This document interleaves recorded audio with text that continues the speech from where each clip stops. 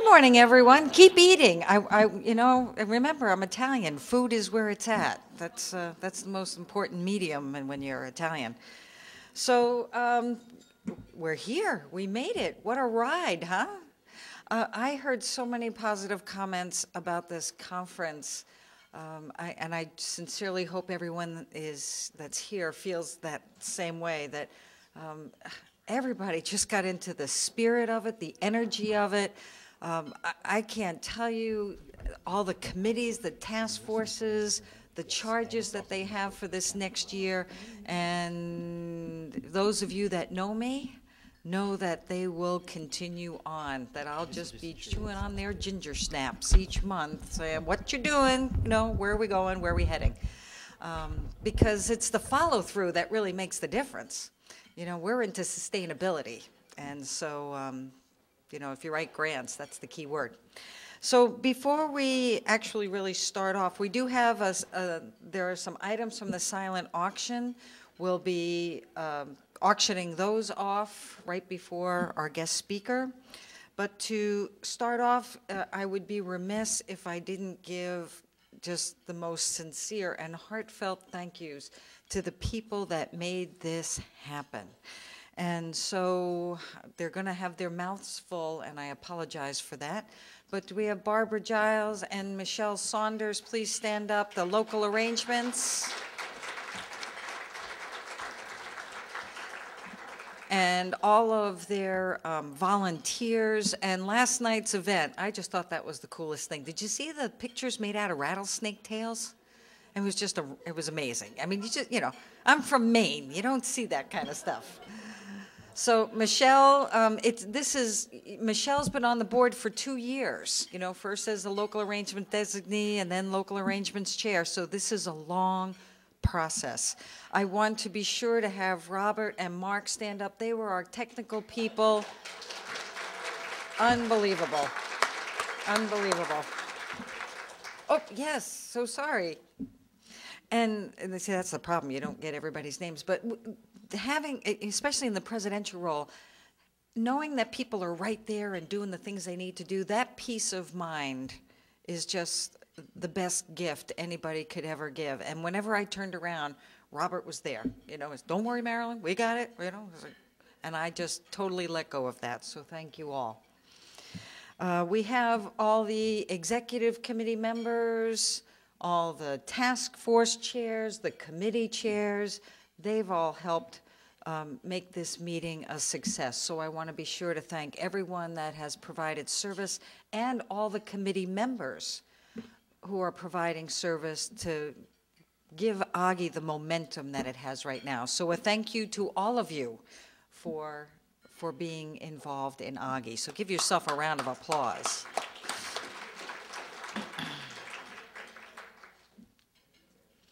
Anyone who has contributed to the Tree of Knowledge, thank you. There is always chance to do that some more. Just keep writing a check. AGHE, AGHE, it's short. You can write it fast. So just write your checks. And also the endowment campaign. Graham gave us a report on that. We have about $70,000, if not more, pledged at this point. So we are just cranking. Our initial goal is $100,000. You would be a founding member of the endowment. And let me be clear about this. We'd love to have $1,000 from you, or $5,000. $25, $10. That's what's going to make this work. And you will be a founding member if you're part of the first 100,000. And your name will be displayed if you so choose. So please think about that. Send a check. Actually, write it to Graham Rolls. No. Graham, thank you for all your efforts in advancement and endowment. Our sponsors are Radford University, the University of New England, University of New England College of Osteopathic Medicine, Quinnipiac University, and AARP Office of Academic Affairs, and then, of course, the University of Texas Health Science Center, who actually provided the event for us last night, and a lot of the AV for this. So thank you again to all the sponsors.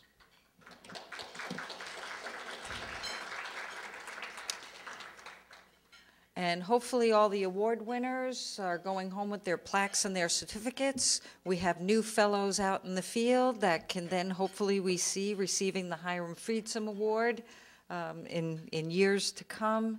And if I don't know if Steve Cutler is here, and Althea couldn't make the meeting, but is Steve Cutler here for his years of service and getting the Millie Seltzer Award?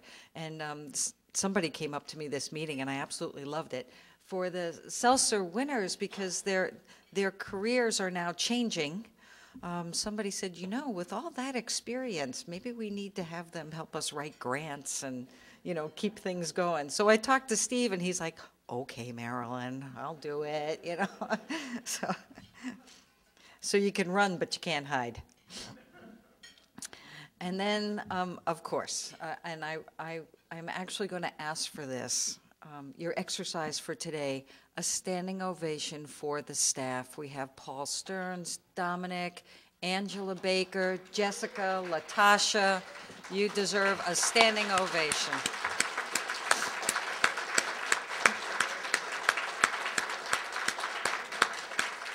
Jessica. Standing O for the staff. This is the first time that they've run this meeting, and it was just outstanding. So thank you all very, very much. So then next piece of this will have the program chair come up for 2010, and that is Donna Weinrich, and she can give you a snippet of information about what to look forward to in Reno. Donna?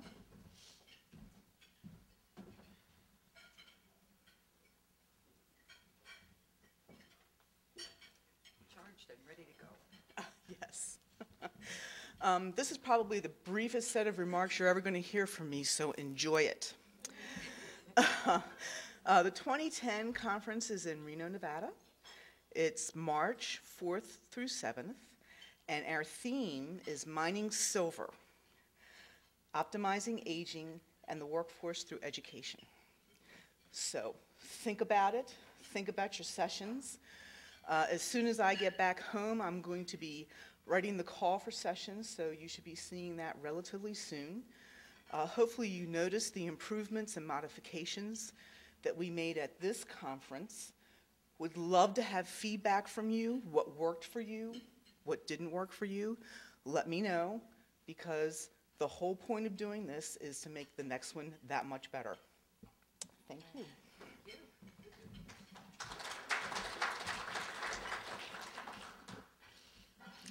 And I would be remiss if I didn't say at this point that Tom and Lynn, our program chairs, who we have thanked throughout this meeting, to thank them again and to also thank them for the mentorship that they are providing to Donna and her co-chair, Carla Chase, as she goes into the 2010. So Tom and Lynn, thank you.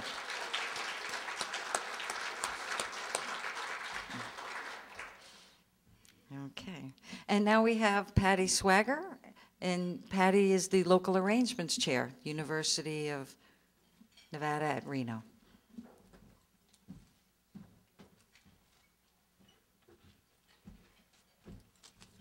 Okay, so you're all familiar with the silent auction theme, right? Bid often, bid high. So in that, concept, we've come up with the slogan for Reno: come early, stay longer. So I want to entice you with some things about Reno that you may not know.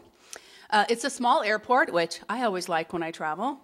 It's just a short distance from the hotel, about 15 minutes. There's a shuttle that's free from the hotel, airport shuttle. So the hotel was just renovated, so there's some really nice features.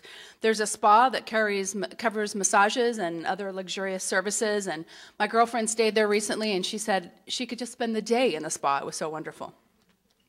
There's a lot of great restaurants in the hotels. in the hotel itself. Judith got me some extra information, so I'm going to... 3 fine dining, one's Asian, one's Italian, and one's steakhouse. There's 4 casual dining, including a coffee shop that's open 24 hours. So even if you get in late, you'll be able to get a bite. Let's see, we have a nightclub. There's a nightclub there, and there's a 6,000 square foot fitness center. So lots of good things there. And I'm going back to my notes. The city is just about an hour away from Lake Tahoe. So if you haven't seen Lake Tahoe, it's absolutely beautiful. It's a beautiful drive. And that's the other thing. There's free parking at the hotel. And in most of the Reno area, there's free parking. So I know that's unusual. Judith and I just kind of take it for granted. We were kind of talking about that and said, hey, you know, if you want to get a rental car, you could go up to Lake Tahoe and enjoy the beautiful mountain scenery. It's just gorgeous. And then we also have a river area down in the downtown area. And there's an automobile museum downtown, and there's a theater and an independent theater and an art museum, and they have a nice restaurant inside. And then there's some other, you know, Reno is known for its outdoor recreation. So there's lots of stores like REI and Scheels and Cabela's and CR Trading and Pagonia. All these, you know, all these stores are available. So for the outdoor lovers, you might want to, you know, bring an extra bag. And then we also have some unique shopping malls, and we have a great variety of restaurants, and people in our area are always surprised that for such a small community, we have such great restaurants. And so you should have a great dining experience while you're there. And so we're looking forward to hosting the event in 2010, and we're looking forward to having all of you there. So encourage your colleagues to join us. Thank you, Patty. Okay, we are ready to wrap up the silent auction. So we have Carolyn Rizza, and then Bradley is really not Bradley, he's Vanna.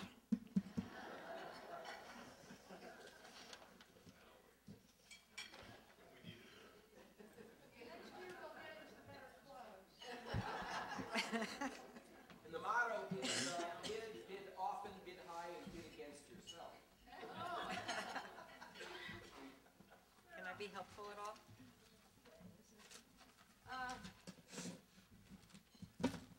This item, Yvonne Lozano. Okay, this is an Adrian Koch. Okay, this item is a Canon photo printer and with all of its accompanying stuff. We bought a camera, and the camera came. You could spend $80 for the camera, or you could spend $80 for the camera and the printer. So we spent, you know, the money for the camera and the printer. And if you'd like to have a photo printer, the bidding is open. Now don't just jump up all at once. Contain yourself. $10. I hear 10. 25. Anybody else? 25. I've got 25. 25. We have 25. 25. Sold to you. There you go.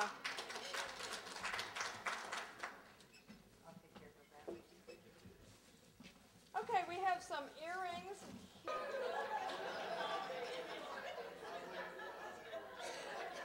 We have a bid of 5.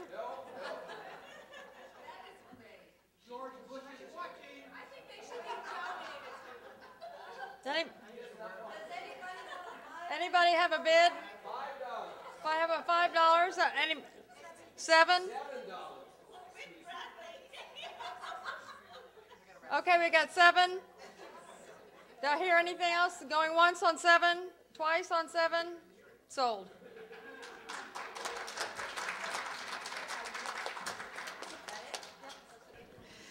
So I heard we raised a little over $2,000 on the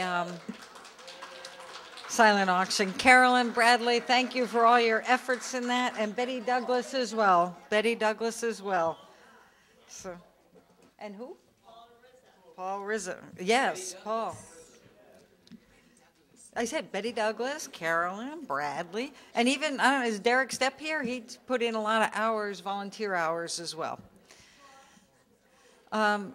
Just before I introduce Bill Thomas, for years and years, we've had a leading light in our exhibit hall. Somebody who has taken on a job that is not easy, has a lot of organization to it, and yet each year she keeps coming back to do it again and again, which as a new president, I can't tell you how grateful I was for that. And Jenny, would you mind standing up? I want to thank you for all your work with exhibits. And I hope you want to do it next year, too. Ah, perfect, perfect. Graham, as president-elect, I think you want to start giving some money over to Jenny or something, that, you know, make sure she stays on when you come in as president. She's wonderful. Okay, are we ready here? Everybody enjoy breakfast? Feel free to keep eating. I don't think Bill will mind at all, right? Just make sure you share it with him. So Dr. William Thomas is an international authority on geriatric medicine and older adult care. He is a profession. Let me start all over. You know what the problem is? I'm looking through glasses and upside down. Okay, there we go. Okay, we're starting over. Good morning. Dr. William Thomas is an international authority on geriatric medicine and older adult care. He is a professor of aging studies at the Erickson School at the University of Maryland, Baltimore County. In 1992, he was the founder of the Eden Alternative, a global nonprofit organization that is committed to improving the care received by older people, or by people in general, who live in institutions everywhere. More than 500 nursing homes have been Edenized worldwide. In 2006, Dr. Thomas received a Robert Wood Johnson Foundation 5-year, $10 million grant to create the Greenhouse Project in all 50 states. This radically new approach to long-term care is planned to challenge and quite possibly, I had cease, and it was changed to abolish the current institutional long-term care model that is currently in place. Dr. Thomas was named one of America's greatest leaders by U.S. News and World Reports. He has numerous publications and has received numerous awards. At the opening ceremony, I shared with this group that my goal in life is to change the world. I had to have Bill Thomas here because Bill is changing the world. And I am just thrilled that he is here and has graciously accepted this invitation to come in and present to you today. So please give him the most warmest a welcome you possibly can. Thank you.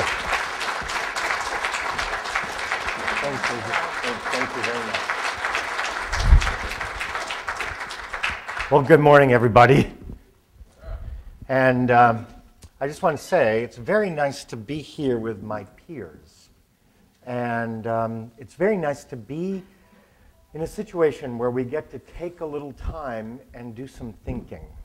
And, you know, I've had the experience for the last 2 years. I've been a faculty member at the University of Maryland, and I'm the most unlikely faculty member ever. It's been a lot of fun. And I'll tell you a little bit about my experience and what I'm seeing with the students, too, because now I'm having the chance to kind of see what you've been seeing in terms of some of the students you're working with at the undergraduate and master's level. But I want to start my talk actually by concentrating on the field to begin with. And then I would like to move more toward our teaching and the goals of our teaching. Our field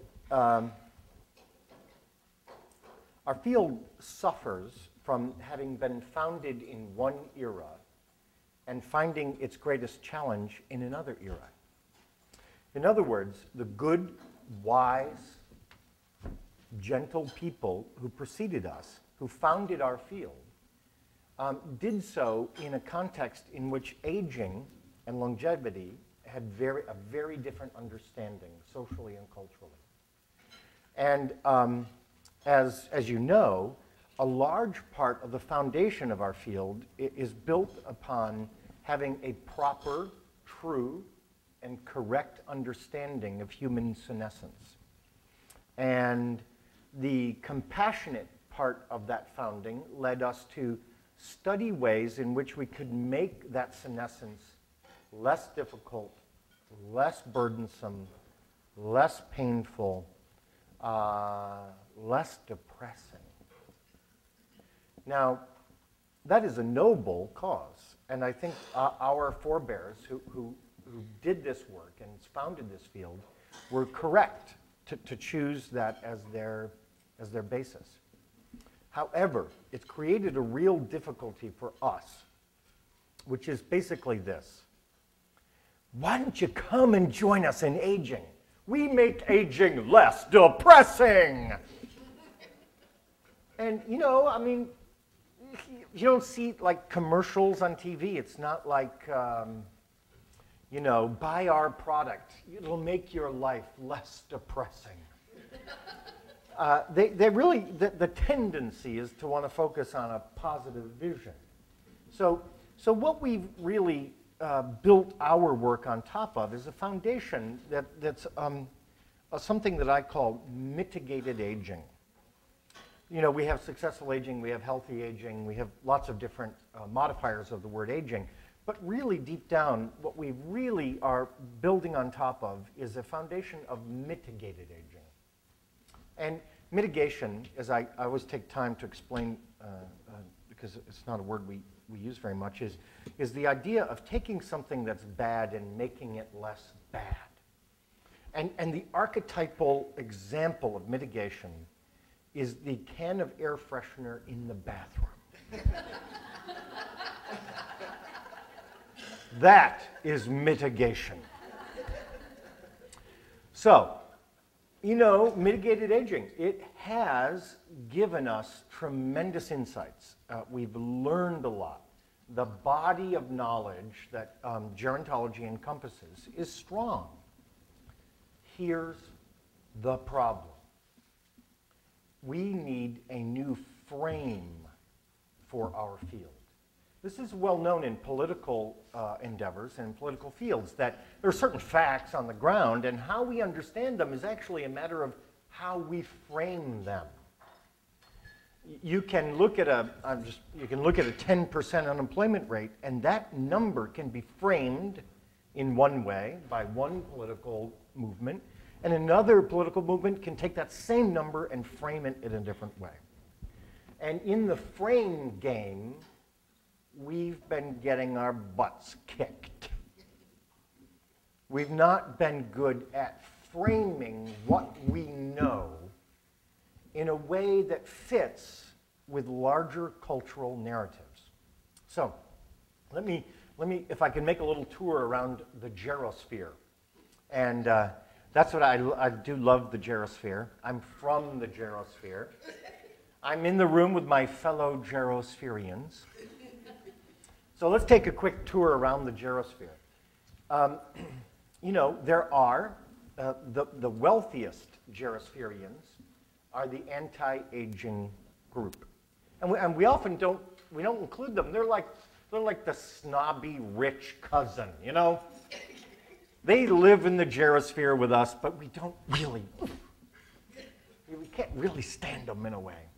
But, you know, let's give the anti-agers their due.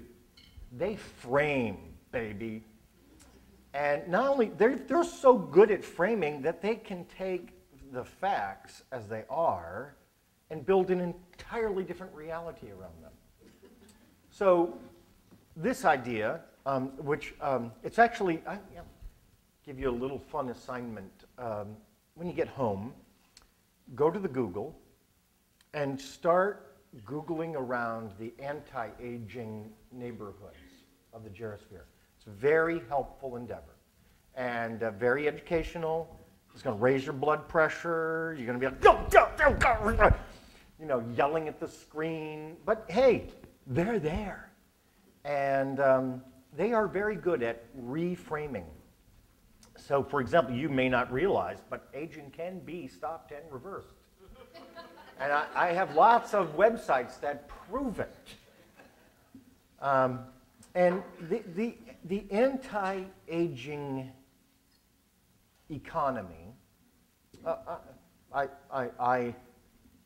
I belong to the pro-aging universe, but the anti-aging economy has a few things to teach us about creating a compelling vision, about telling a story that people not only can understand, but want to be part of.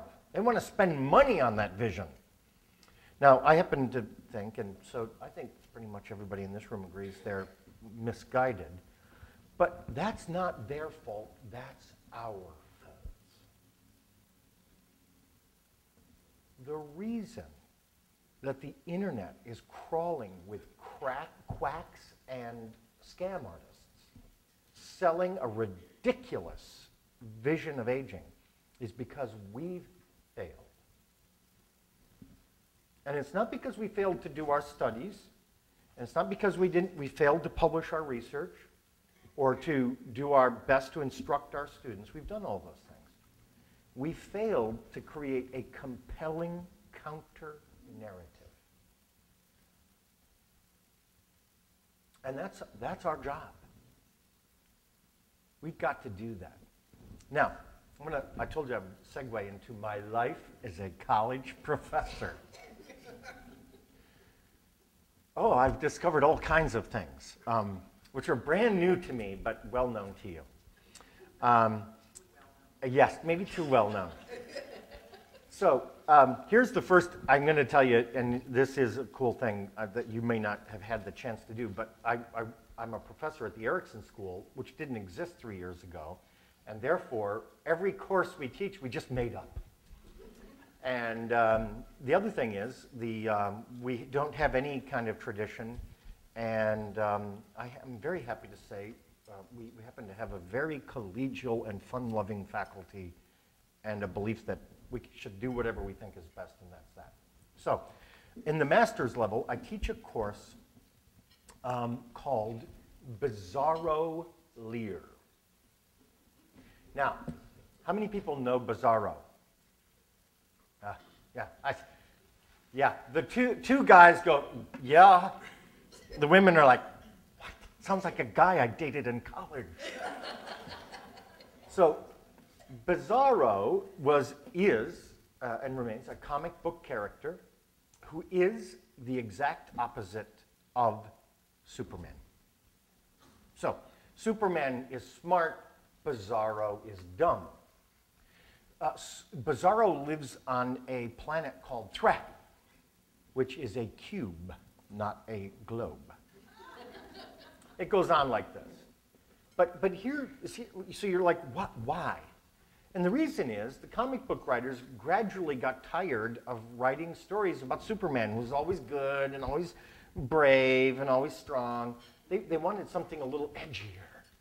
So they made Bizarro, and there's lots of comic books where Bizarro and Superman fight. And it's very interesting because it's a duality, you know, the opposites collide. Well, interesting for some of us. Some. Yes, I can see that.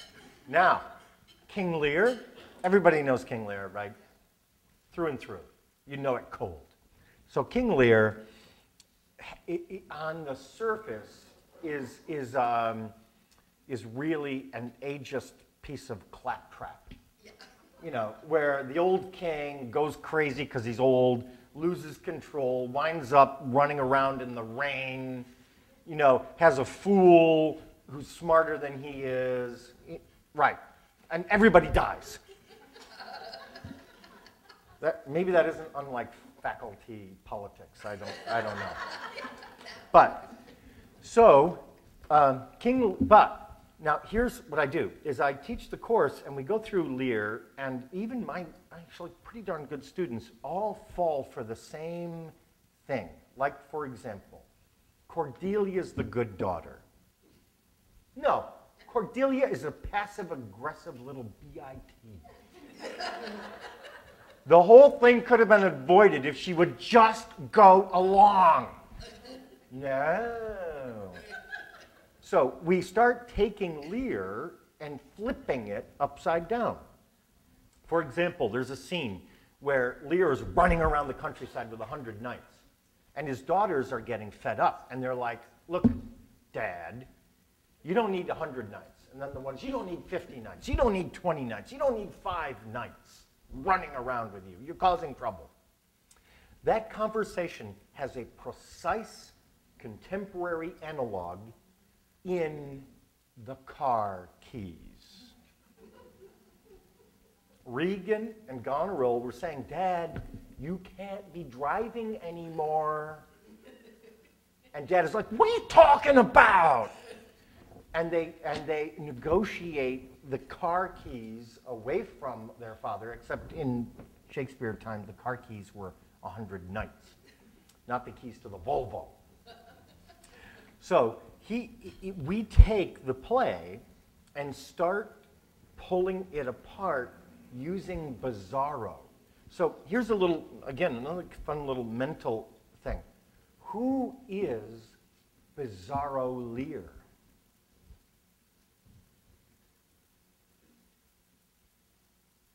What's the opposite of Lear? And what our students find is that it's not so darn simple. In fact, to understand who is Bizarro Lear, you got to really understand Lear. And if you really understand Lear, then that changes Bizarro Lear.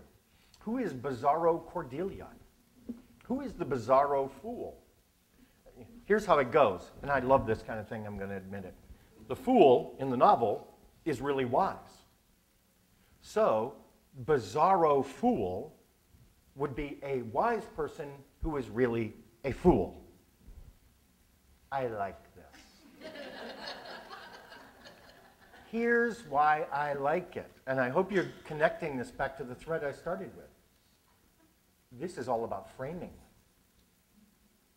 Bizarro Lear is a course in framing. I don't teach them gerontology in this course. I teach them how to take an apparent reality and reframe it, because that's what you have to know to be successful at a meta level in our field. And honestly, we don't really need so much to be producing students and graduates who can go out and be functionaries in the existing bureaucracy. We need to produce people who can challenge the prevailing orthodoxy and transcend the contemporary bureaucracy and build their own damn bureaucracy with its own difficulties. And again, that's what I like about the Bizarro concept, is that Bizarro takes you out of a fixed notion, and it takes you into a hall of mirrors, which I actually think is exactly where we need to be right now. And so with that in mind, what I wanted to do was kind of lay out a few things that I've been working on lately. A little news report, and then I want to try to connect it back. First off, I have finished work on a new novel, and it's set in the future, and in the novel, the Eden alternative becomes something called the Eden Underground. And in the novel, there's a dystopian society, a dystopian governmental structure that governs society, which is actually bread and butter nursing home management applied to the society as a whole. And it is very alarming, let me assure you. So, I'll give you like little details. So, for example, there's you know how these novels are, there's always a terrible breakdown and post-apocalyptic world. And the government, this dystopian government, is able to feed people, but only by shipping them tankers full of flavored paste, which you might be familiar with if you spent much time in a nursing home. And the people, instead of wandering around aimlessly out there, all live in little walled compounds where they're not allowed to go in or out. And the idea of the government is just to keep people entertained, medicated, and not causing trouble. So it's the Eden Underground that takes on this dystopian state. And here's the point I want to make that, again, connects back to our field and the framing, which is that in the novel, success against the dystopian regime is not possible, cannot be achieved by young people alone or elders alone, but requires an alliance between youth and age. And I would argue to you that this is one of the compelling strands of our new narrative, which is that there is an ancient and indivisible bond that connects the aged and the young. And that bond is actually a core element of how we came to be who we are. It's a cylinder that fires in the engine of culture transmission.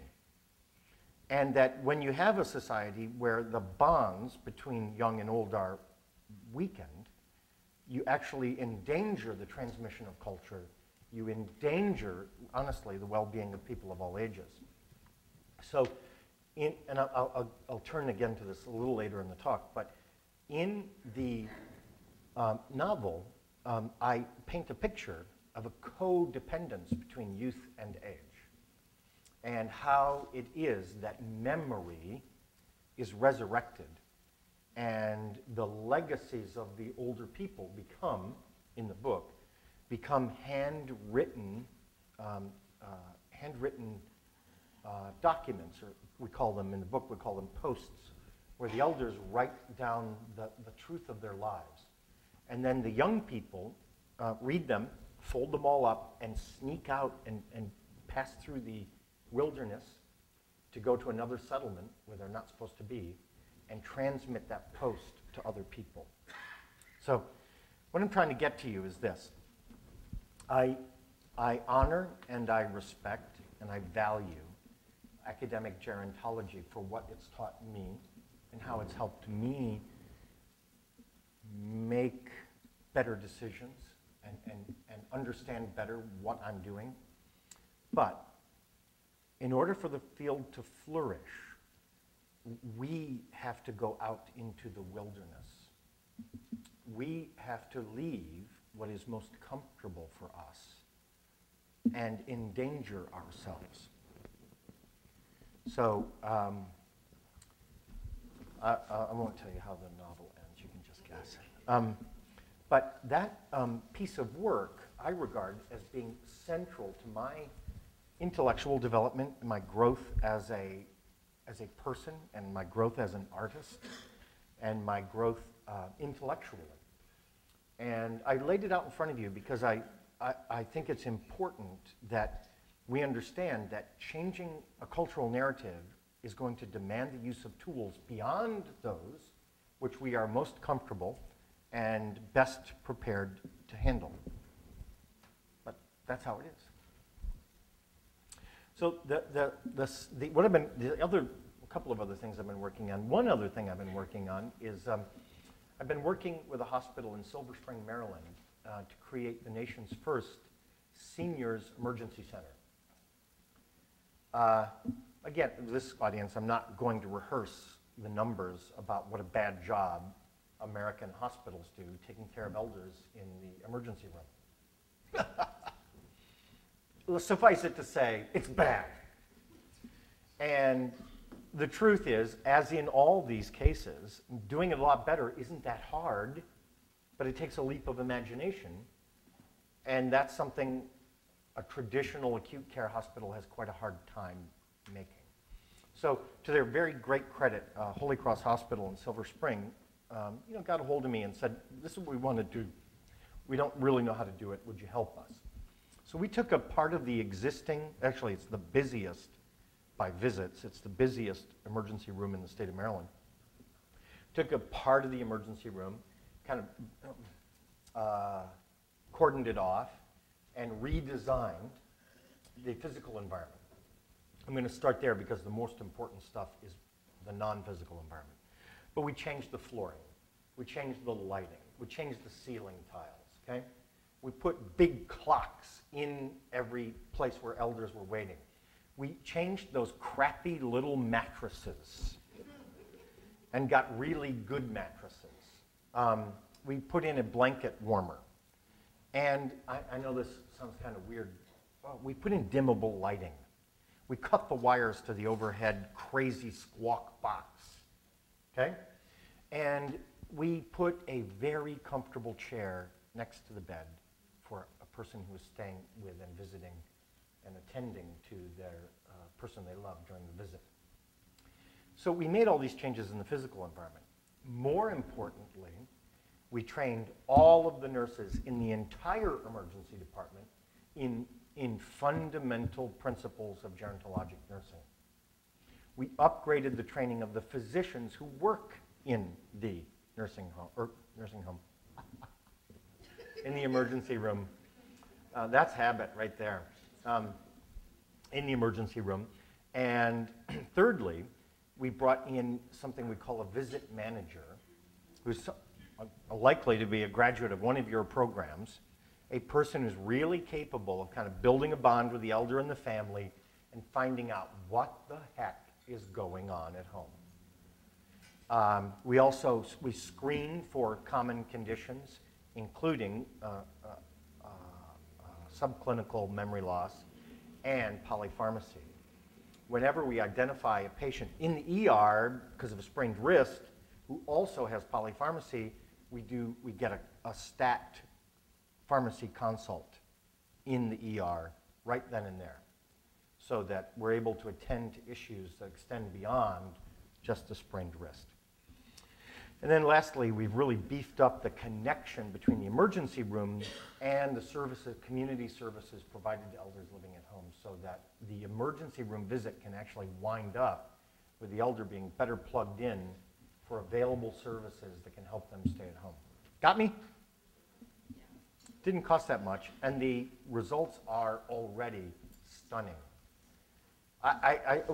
We have to just, in my view, throw out the patient satisfaction data because it says 98% of the elders are very satisfied. Not useful information. Something is wrong with the survey. That's not right, you know. But the point is, expectations are so catastrophically low that when, you know, I didn't have a backache, and you gave me a warm blanket, and I knew what time it was. Wow! Woohoo! Stunning. God. So that's not very useful, I don't think. But more importantly, on a cardinal indicator of quality in emergency room care is unanticipated return to emergency room within 72 hours. Anybody who works in the field, you know this. And we're slashing that number in a sustained and statistically significant way. Why? Because we're just doing a better job of knowing what's going on. That's why. It's not complicated. So actually got to be on Morning Edition a couple of weeks ago, and I was talking about this, and the issue is this, and this is where it comes back to us. When you endeavor in a disciplined, skillful, and informed way to make care better for elders, you learn how to make care better for everyone.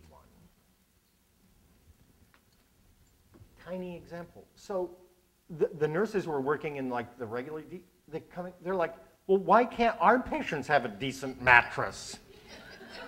What's up with that? And one of my favorite stories from it is when the Holy Cross has a really terrific volunteer program which engages the interests and the skills of quite a few older people.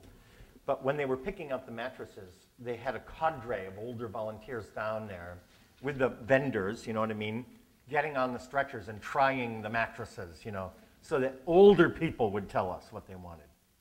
But in truth, when older people tell you this is a more comfortable mattress, it's more comfortable for everybody. And this is that tunnel that can take us out of our little world and into a broader discussion about healthcare, about public policy, about management. Because we have the tools, we have the insights, we have the knowledge about things that work and things that don't work. And what's been missing is that the gerosphere has been largely isolated from the rest of the world. I'll give you one little example. I can say, I think this is a fairly factual statement, that inside the gerosphere, I'm a fairly well-known person. I've been around a long time and been in all the states that you come from, and I've seen a number of folks before, you know, in other places. It's very nice. But outside of the gerosphere, nobody ever heard of me. And the reason is this. Aging is its own archipelago. It's its own isolated, far away country. And you see this and you know this when you talk to students about maybe majoring in what you have to offer. And they're like, well, I like you very much, but honestly, be like, I propose you spend the summer in Siberia. No, really, thanks. Or the winter, yeah. There you go. Camping.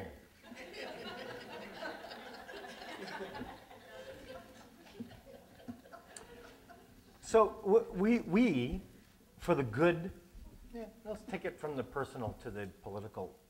From a personal point of view, we need a better story. We got to be more like these anti-aging dudes. We got to be able to sell it, baby. Why should I major in this? And Glade air freshener, not enough. There has to be a positive and affirmative reason to choose this field and to endeavor to spend your life exploring its reaches. The second thing is, from a social, a cultural point of view, is we need a more balanced cultural narrative. I told you I finished one book. I'm now working on a second book, a nonfiction book. Now, that one's done, and you know how it is. It's going to be out in a while. But the book I'm working on right now really explores the narrative that has been built up around the people who were born after World War II. You know, there was a whole lot of people born after World War II. And what's happened is, in a very weird kind of suspended animation way, these people are still often referred to as babies. Yeah. And that's weird, man. Honestly, it's been a while.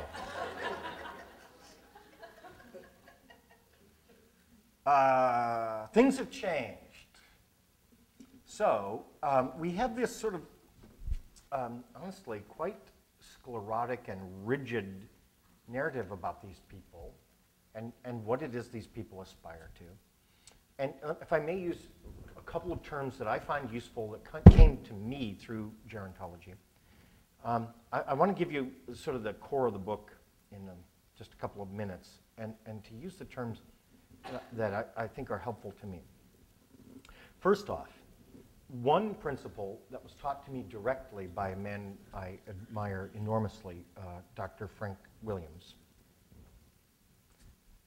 one of the greatest of all American physicians. You know, he would emphasize to me how when you're taking care of older people are so much different from each other that it's very hard to generalize about them. And I've also, in my career, had the experience of being the school doctor in a small rural school district. And on the other side of the age continuum, I, as a physician, would spend one day a year doing physicals on kindergartners. Oh, no. Wrong. This is the day from hell. You have 100 kindergartners. They're all 4 years old. They all weigh 40 pounds. They're all 40 inches tall. That's it. Okay? You listen to their heart, you listen to their lung, they bend over, they touch their toes. Thank you. Next!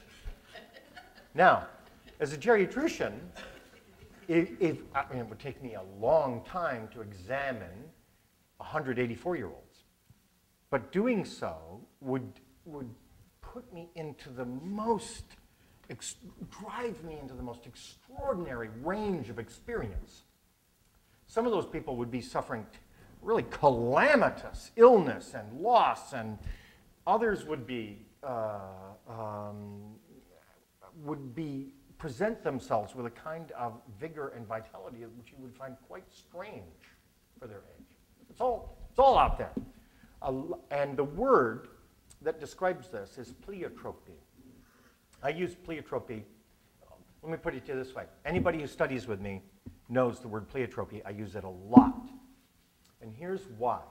It's a useful way of driving a distinction into people's minds that young people live low pleiotropy lives, old people live high pleiotropy lives as groups, okay? When you're 4, I mean, heavens, you wouldn't think of putting a 6-year-old in there with the 4-year-olds, but when you're 86, there's such a range of experience that age cohorting makes less and less sense. And I know you're all aware of that. Now, here's my point. What happened is a narrative kind of grew up that said, this generation that was born after World War II lionizes youth and is going to simply and wholly continue along the very same path they adopted in 1963. And nothing's going to change. So I'm going to tell you, I actually don't like it that much when I hear kind of people talking about, well, you know, the people who were born after World War II, they're going to want this and they're going to want that. And they're going to want Jimi Hendrix on the overhead. Okay? And they're going to want pot brownies. Well, I mean, the truth is, we don't know what the heck those people want. And every day that goes by, the people who were born after World War II become less and less alike each other. And that's the big difference. And when we go around talking about those people who were born after World War II, as if they're a big clump of kindergartners, we're throwing our own gerontologic research and our own gerontologic foundation out the window. Because our own foundation tells us they're going to grow increasingly different from one another as time goes on. You following me on this? One last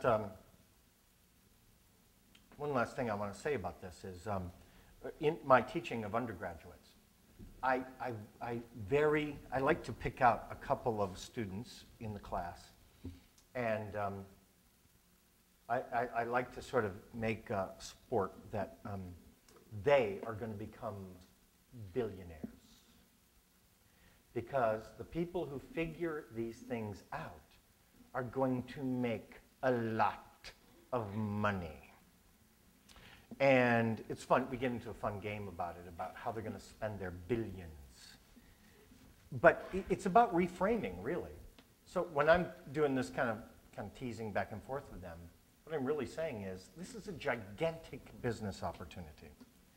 And yes, you're sitting in a course that has the rather unseemly title of Aging 100. But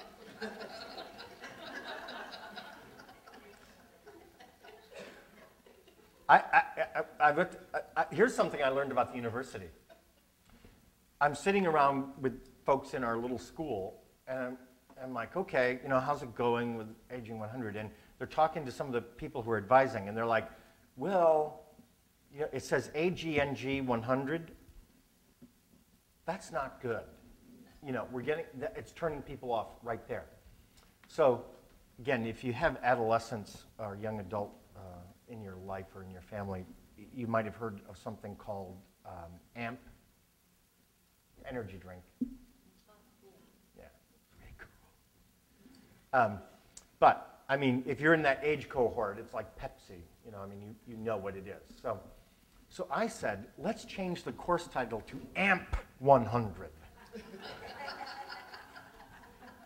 This seems simple enough. Drop NG, add MP. Oh, no. No. That would take years.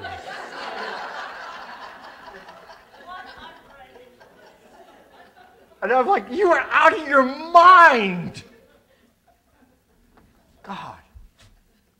That freaks me out. I really don't get that, but that's what they tell me. So, oh, and one other thing we did, I'll just tell you, and I'll wrap up here. One other thing we did with Aging 100, and I know, and actually Rick has come and helped us with this course, is the first semester we taught it with a little podium and a green screen behind the speaker. Okay, you guys know what green screen is? It's the thing that lets you have like monsters in movies and stuff. You can have an image and then it's filmed on green screen called chroma key, and then you can put whatever you want back there. So, and we designed each lecture so there would be 4 12-minute scenes, we called them, and 4 3-minute commercial breaks. And so we had the faculty design their presentation so they only talked for 12 minutes at a time.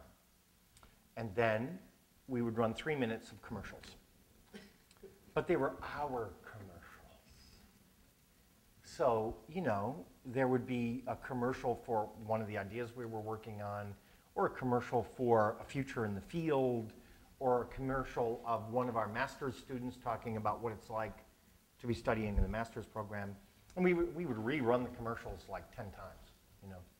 And we would make up these little commercial breaks, and we taped all of the material, and now we've pulled all of that material in. Oh, and one more thing. It was kind of fun. We also, while the speaker was going, we had a screen up over here with random images that were loosely tied to what the person was talking about and not synchronized. So what we were doing was gathering sort of video, audio, digital, internet links, YouTube video. Like, for example, like one of the lectures in Aging 100 is about King Lear, and there's some phenomenal YouTube video of a Russian production of King Lear movie, but it has English subtitles. So we would run clips from King Lear in Russian with English subtitles under it. And look, otherwise it was in Elizabethan English, right? It might as well be in Russian. Right. So they could read the English subtitles and kind of know what was going on. Now, what we're doing right now is taking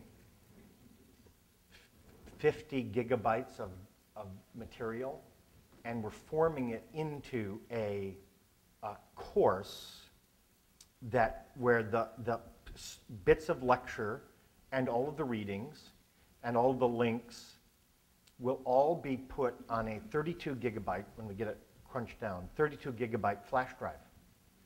Then the students who register for the course will go to the bookstore and buy the flash drive. And on the flash drive is all of the video, all of the lectures, all of the notes, all of the reading. Then we did we used something called clicker technology. You guys use that? Yeah. Oh, good. See? So the lectures starting next year aren't going to be lectures anymore. They're going to be discussion groups. And when people come in at the beginning, every class, 30 quizzes, a quiz at every class. And it's a quiz about the material. And then you take the quiz with your clicker, put the clicker away, sit down, then we talk about what's going on. You know, what are you thinking about this stuff? La, la, la. So again, what I'm trying to say to you is we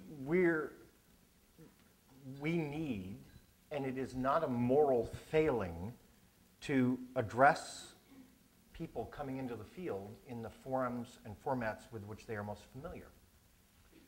And we have an obligation, I think, to match the way we deliver our message to the way people think and acquire information today. And so that's something I'm doing on the undergraduate side. And the long-term hope we have is that we're actually going to be able to teach this AMP 100 to people working in retirement communities. And that all you have to do is get the flash drive, and you can take the course kind of anywhere, anytime, and do sort of video discussion with people at the main campus. So, following me on that? Yeah. Okay, it's kind of fun. I like it.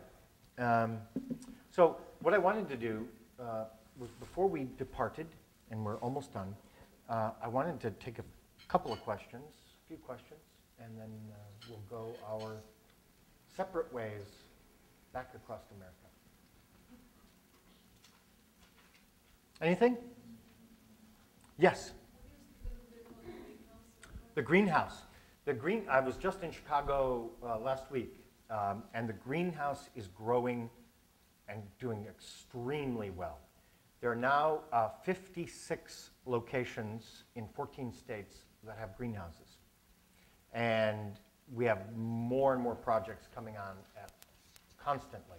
Michigan is a leader in the nation in greenhouses, and actually has had great support of the, I have a little news too. It has had great support from academics and political figures in the state. But another leading state for greenhouse is Kansas. And Governor Sebelius has been explicitly supportive of greenhouse and has invested state resources in greenhouse and has directed her state Secretary of Aging to be as helpful to greenhouse as she can possibly be. And then tomorrow you're going to see that Governor Sebelius is the new director of HHS. I'm very excited about that because she's going to have I want to talk about a full plate. So when a person has a plate that full, I think they turn to things that they know, they've had direct experience with. It's not all smoke and mirrors. I got an idea. She's spent it in greenhouses in her own state. She loves it. So, and it's very likely that her Secretary of Aging is going to come. Her Secretary of Aging is going to come with her to Washington, and I'm sure we'll be playing an important role there too. Yes? Since you have these projects in 14 states, and your goal is 50, yeah. Do you have some ideas about what is it about states where it's working and catching on, and the states where it's not catching on? It's working in states where the top levels of state government actually become allies in the process. Passive permission giving is not as helpful. And you know, the hardest thing about greenhouse is overcoming the fear. Because let's be honest, you're asking people to put $12 million down on a very new model that has yet to be fully proven, in my opinion. And that's a big gamble. So it really helps adopters, for example, in Michigan, Kansas, and I'm going to tell you, Arkansas. Let me tell you, Arkansas, there's a bill which we think is going to pass, and the governor is behind the bill, so that's also good. That's going to create the first differential payment for greenhouses.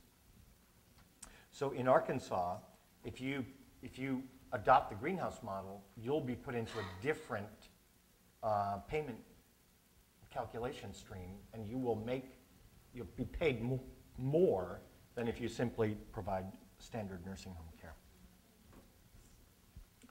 That's kind of the news from Greenhouse. There's lots more, but yes? If you were to give this group a charge, what would it be?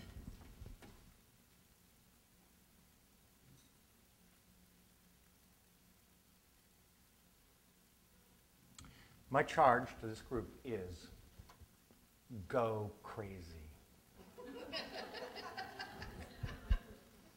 The students need you to do this. To the extent that we are not going crazy, we undercut all that rhetoric we have about, this is a very important issue. And as this graph shows, everyone will be over 65 years of age by 2020. You know, we say this stuff, but we have to go crazy, because if we really believe it, holy crap. And people judge you by how well that lines up, you know? So that would be my charge. And the other exciting thing is we get to finish 5 minutes early. Oh. The Tribes of Eden. And this is longer down the road, but the nonfiction is probably going to be titled The Second Crucible. It really describes the 1960s as a crucible experience where those people born after World War II passed out of childhood and into adulthood. And we're entering the second crucible where those people born after World War II pass out of adulthood into elderhood. And actually, the consequences are much larger for the second crucible than they were for the first. Anything else? Yes? I don't know that this is a question so much, but you know, for as long as I've been in gerontology, I guess, which is quite a long time now, I don't oversimplify it, but I see two groups of students. Mm-hmm. I see the students that come to us because they had a grandmother who lived with them, or they had a close relationship with a grandparent, or maybe they worked in a nursing home, and so they already know their interest in aging. And it pretty much doesn't matter how the classes go, the courses go, so on and so forth, because they already know they're in aging. And then we've got everybody else. The first group is quite small. And getting smaller. And we need many, many more of these. Right. So, Now look there's a bias here. Let me just say, did everybody hear this comment? Here's the bias. If we quizzed this group, which is, there's a selection bias, right? The people who didn't just take Aging 100, you got a freaking PhD in it, okay? This group, alarmingly high levels of you had a close relationship with an older relative or some transformative experience relating to aging, which makes you not so good at seeing the world from the point of view of the person who's like, what? It could be physics or gerontology. I don't really care. Whatever. Where are the jobs? We're not well suited for communing with them. And I totally agree with you. Our future is with the latter group. And I'll leave you with one last little anecdote. I live in Ithaca now. My wife and I, a couple of years ago, sold the farm and live in town. I have 0.7 acres. I used to have 400. Cornell, folks at Cornell invited, anybody from Cornell here? Yeah? Our keynote. Oh, who was it? David Demick. Oh, great. Fantastic. So anyway, they invited me over to give a talk to their design. They have a kind of aging design group, which I think is very good. But, and I come in, and there's like 30 students there. So I started with a question, because I wanted to get a feel. How many of you grew up with a close daily relationship with an older person of any kind? For the first time ever that I've done this with a group, no one raised their hand. And I was like, wow. But, I mean, that's where it's going, and that's how it's going to be. And all you have to do is look at your own grandchildren to know that that's true, because they live far away, and you see them on Skype. So, and so we've got to prepare for that. And thank you very, very much for joining me.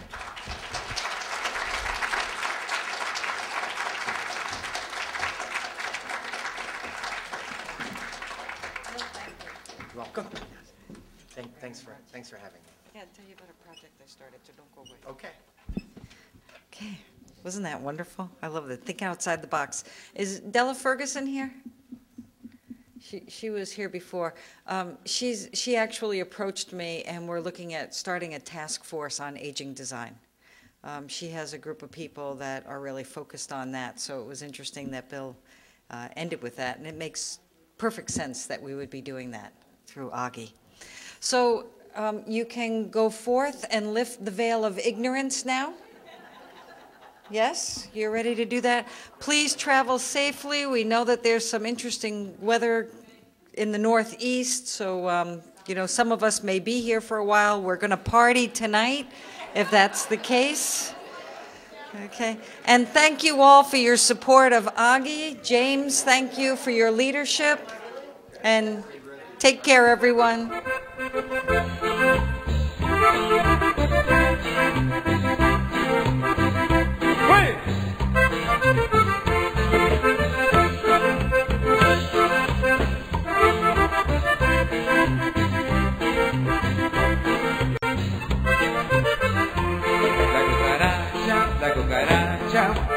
Ya no puede caminar porque no tiene, porque le falta marihuana que fumar. La cucaracha, ya no puede caminar porque no tiene, porque le falta marihuana que fumar.